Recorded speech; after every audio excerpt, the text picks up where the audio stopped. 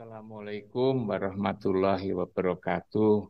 Waalaikumsalam warahmatullahi wabarakatuh. Alhamdulillah, alhamdulillahirabbil alamin wassalatu wassalamu ala asrofil anbiya wal mursalin sayyidina wa maulana Muhammadin wa ala alihi wa sahbihi ajmain.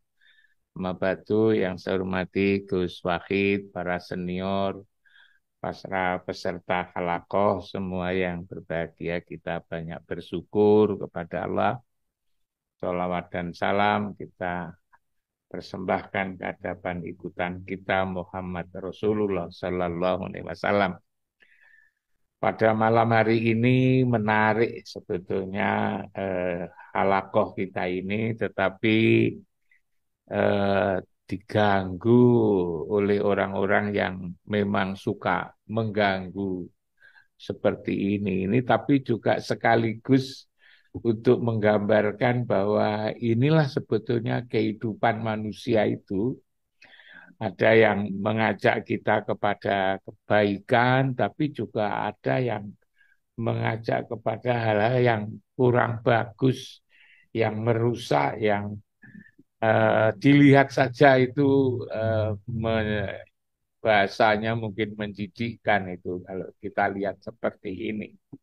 Inilah gambaran kehidupan di dunia ini dan kita ini untuk setiap minggu Jumat malam diajak oleh Gus Wahid untuk mengkaji isi daripada ajaran agama kita itu sebetulnya agar kita tidak terperosok kepada kehidupan yang liar seperti itu.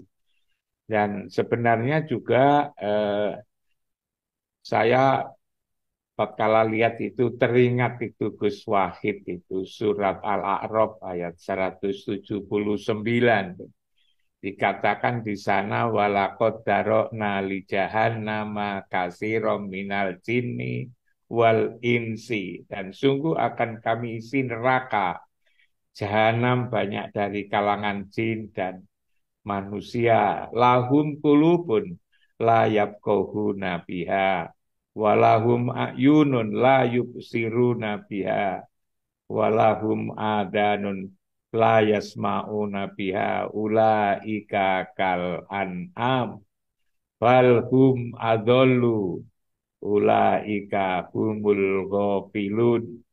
Rasanya apa yang kita lihat itu tadi seperti digambarkan ini. Mereka memiliki hati tetapi tidak dipergunakannya untuk memahami ayat-ayat Allah. Mereka memiliki mata tapi tidak dipergunakan untuk melihat tanda-tanda kekuasaan Allah. Mereka mempunyai telinga tapi tidak dipergunakannya untuk mendengarkan. Mereka seperti hewan ternak, bahkan lebih sesat lagi.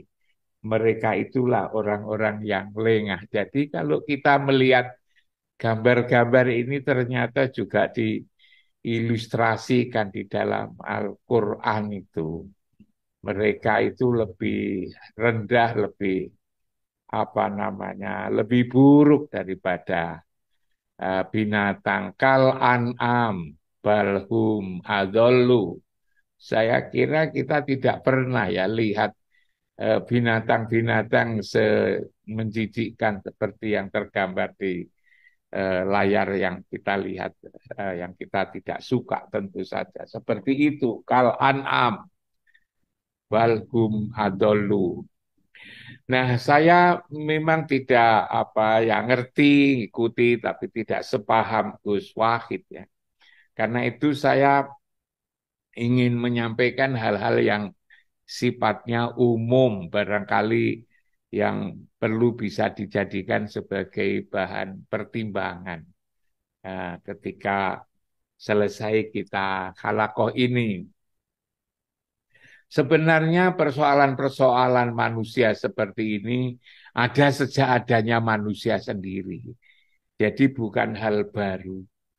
Ketika Nabi Adam itu kan masih suami istri, Adam dan Hawa dengan beberapa anaknya, itu sudah terjadi konflik, perebutan itu antara Habil dan Kobil.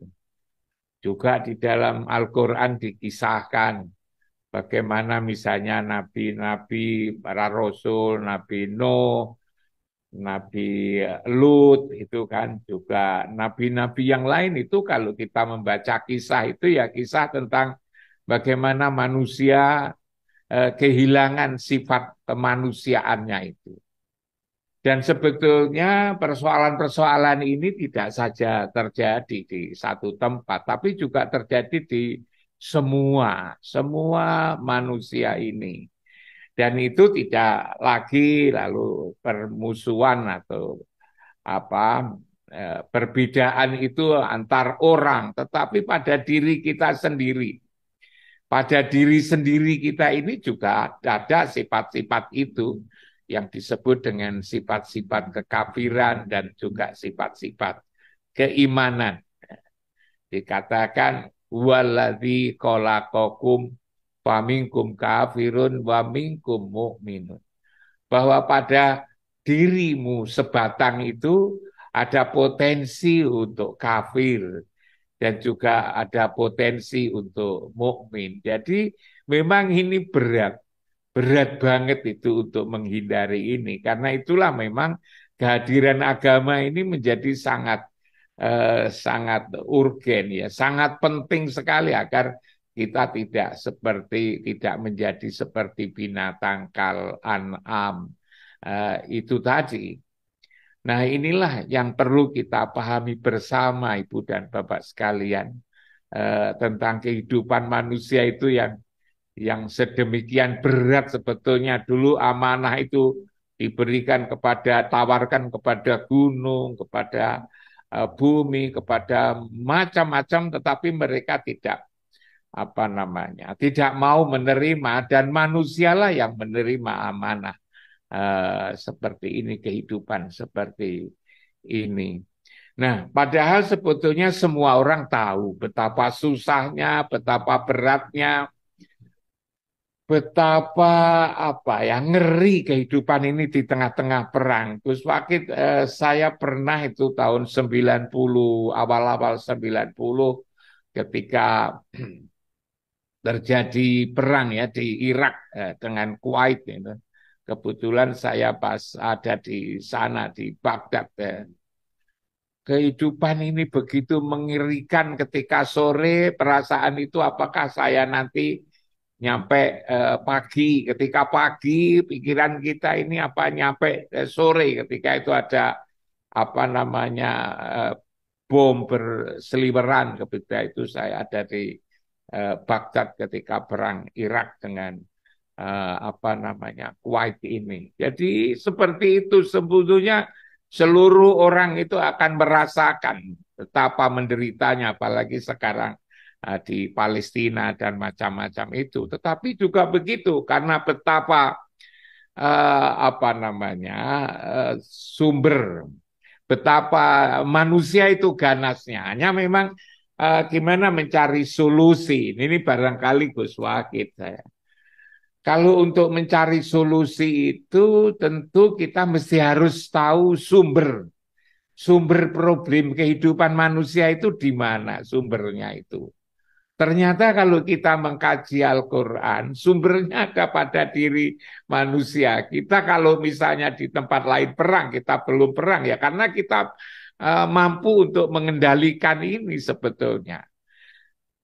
Sumber problem itu bukan dari mana-mana, tetapi ada dari manusia. Kalau dari manusia, dari mana? Ya dari dirinya sendiri itu, bahwa setiap manusia itu tadi saya katakan, faminkum kafirun, ternyata di dalam diri manusia itu ada apa? Ada hawa, ada nafsu, ada dunia, ada setan. Setan yang ada pada diri kita masing-masing ini.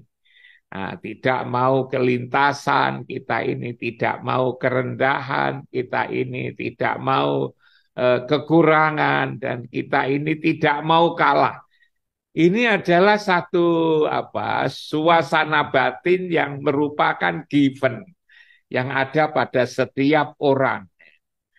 Tetapi lalu juga di dalam diri kita itu untungnya ada yang datang dari Allah yang sifatnya adalah sidik, amanah, tabligh, dan patonah ini. Di antara dua kekuatan inilah, di mana saja, pada zaman apa saja, sejak zaman Nabi Adam sampai sekarang itu, ya tidak pernah berhenti di antara dua kekuatan ini. Nah, agar kita itu menang, ya, maka Gus Wakid ngajak pertemuan begini, ini gimana iman kita itu lalu menjadi kokoh. Itulah sebetulnya agama. Dan kalau agama, maka lalu tidak ada lain kecuali kita ini ya kepada Allah dan Rasul. Maka lalu dikatakan bahwa bagaimana agar selamat. Agar selamat seperti kajian minggu yang lalu, maka kita harus sambung itu. Sambung. Innallaha wa malaikatahu yusholluna 'alan nabi ya ayyuhalladzina amanu shollu alaihi wasallimu taslima. Pertanyaannya adalah nyambung itu seperti apa? Karena agama itu adalah urusan ruhani, maka yang nyambung itu seharusnya adalah ruhani. Nah, kita selama ini baru sampai pada yang nyambung itu adalah ucapan kita dengan membaca kalimat sholawat itu. Nah, ya itu betul, itu boleh-boleh saja, tetapi apa yang kita ucapkan itu seharusnya juga dibarengi dengan apa yang ada di dalam hati. Yang di dalam hati kita itu adalah sambung. Ketika sambung, maka yang nyambung itu adalah rohani. Kalau itu rohani apa? Itu adalah ingat. Lalu yang kita ingat apa? Yang kita ingat itu apa? Disitulah ada tempat untuk mengingat yang seringkali selalu saya sampaikan ini. Dan dari situlah maka hati kita menjadi damai, hati kita menjadi tenang, dan ketika hati kita menjadi tenang, maka lalu gerakan daripada hawa nafsu dunia setan bisa tetap hidup, tapi dipimpin oleh keimanan kita.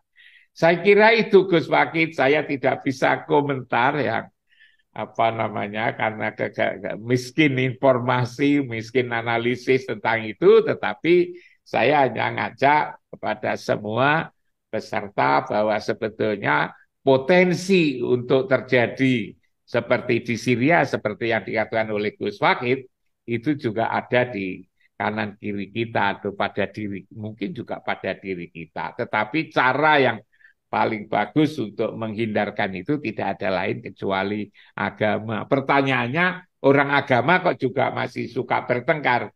Barangkali perlu dilihat sendiri agama yang seperti apa itu kan, yang kira-kira bisa mengendalikan hawa nafsu ini. Ruhani tentu di situ yang harus dirawat. Saya kira itu Gus Wakid, mohon maaf saya ringan-ringan. Terima kasih. Assalamualaikum warahmatullahi wabarakatuh.